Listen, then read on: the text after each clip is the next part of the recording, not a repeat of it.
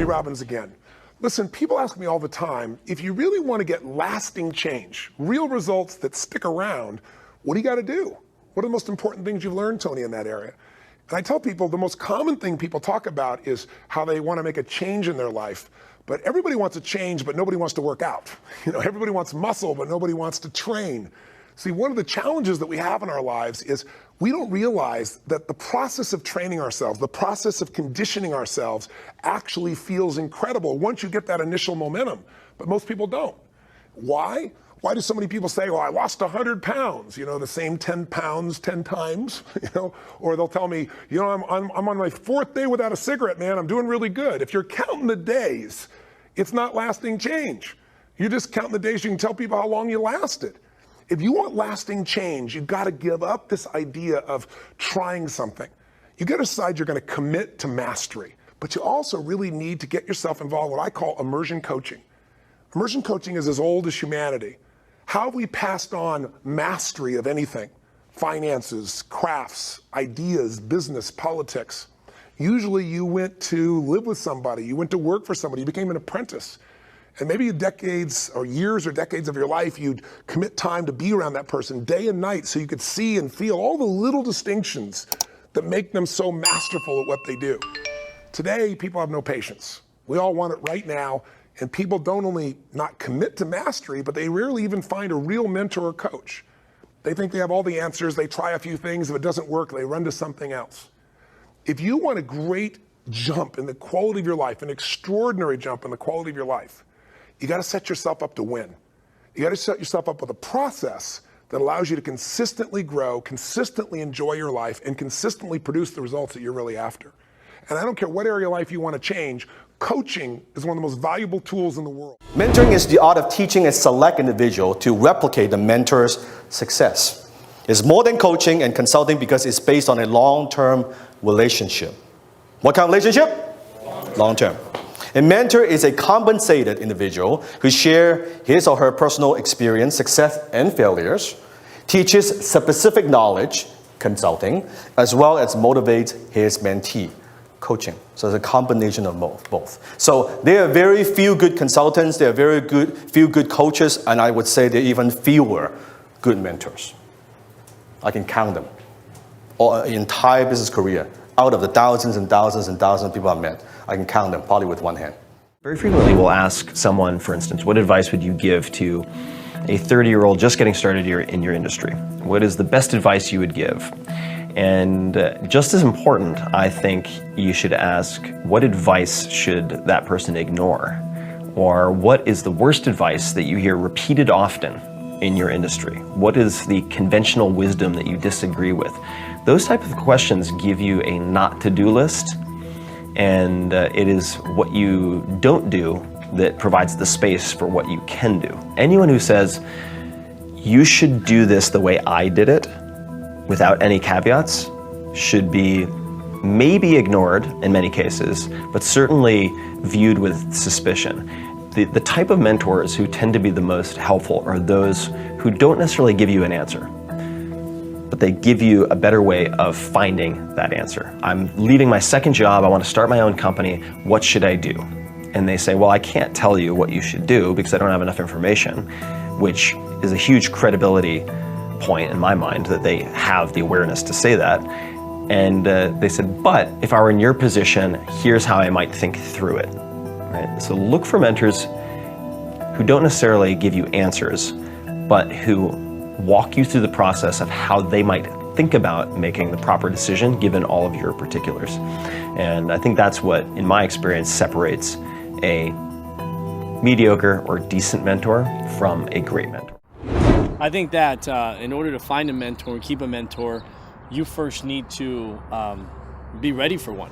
Whatever you're doing, wherever you're at right now, some people feel, well, I'm not at the job that I want to be at, so I'm just not going to give it my best effort. And I think that that's not a way of going through life. Whatever you're doing, maybe it's not where you want to end up, but if you give everything that you have to whatever you're doing, you do it the best that you can, that becomes a habit. And so when you do end up finding a mentor, that's a habit already instilled in you. But point number one to finding a mentor for me was to find somebody that had the life that I wanted. You know, so getting a chance to get involved in the industry and meet yourself and see the lifestyle and see the income and see the leadership. If you find somebody that's already exemplifying the qualities as a person of a person that you want to be, or already has a lifestyle that you want to have, or is making the income you want to make, and it's a model, you know, like ours, where you're able to get mentorship from that person. That's my point number one, is look for somebody that has the life that you want. That's a very good point. Jose, what would you say? Mentorship's everything. You know, when you think about doing something good or great, as the book says, from good to great. If you want to do something great, you got to go out there and find a mentor. I was looking up Richard Branson, who he's got, and he says the future of any successful person that wants to become great is to find a mentor. It's standing on the shoulders of giants. I think if you really want to do something big in your life, you really want to go out there and find a mentor, like George just said, that's already been established. That's if you want to do something great in your life. Most people don't. They just want to do something good in their life. If you want to do something great, you got to go out there and stand on the shoulders of giants that have been there. And I think to attract a mentor, or find a mentor, you got to be attractive. And in many ways, you got to be attractive. Sometimes you want to go out there and seek them because they're already established, but they're looking at you more than you're looking at them. So if you're attractive in a way where you have desire, you want to do something big in your life, it's not just a regular lifestyle you want to go out there and pursue. You got to become attractive and find yourself that mentor. You say to someone who are saying, oh, nobody around me are believing in me. And that's okay. If you have that, that's great. If you don't have it, it's okay. I, for years, read books of people who I didn't know, but I considered them as my personal mentors. I studied Winston Churchill, who said, the truth is incontrovertible. Malice may attack it, ignorance may deride it, but at the end, there it is. I studied Earl Nightingale, who said, all of us get in life what we are, not what we want. All of us are self-made, but only the successful will admit it. So I studied these people, and they mentored to me. I feel their spirits. I surrounded myself in my bed with their books and their audio, in my imagination, and listening to their audio programs. Yes. So how much does the library card cost? It's free in the United States. I don't know what in your country. So I suggest that you spend time working on yourself. Study the high achievers. I did that to find out how did they get there. I studied the life of Frederick Douglass, who said we won't get everything that we fight for, but everything we get, it will be a fight. And so as you study these people and imagine yourself in their position, and in your mind's eye, say to yourself, as I did, if they can do it, I can do it. They put their pants on one leg at a time. They breathe air just as I do. And so I believe that what you focus on the longest becomes the strongest. What we think about, we bring about. When you train your mind to serve you by reading a minimum of 20 to 60 pages a day, listening to audio programs, writing goals down, reading them 3 times a day, you're literally creating a new mental blueprint and imagining and seeing yourself already living from the goal. You begin to do some things that most people look at it and see as magical. Enthusiasm takes me that way. My entrepreneurial nature wants me to do it. And that's why I surround myself with advisors. You know, my wife, few close friends who I can call up and they can answer the phone and go, you're an idiot. And I go, okay. And then I hang up and I say no. Humility. Yep. And I say no. Right? And it's so important to build a group of advisors around you that can advise you in different aspects of your life, right? Because even with all my training, I am nowhere close to, I'm not perfect at all. I have so much to learn and I make bad decisions and I try to learn from them. And sometimes it's just nice to have advisors who can act like the white lines on a road to kind of keep you on the highway to get to your goal.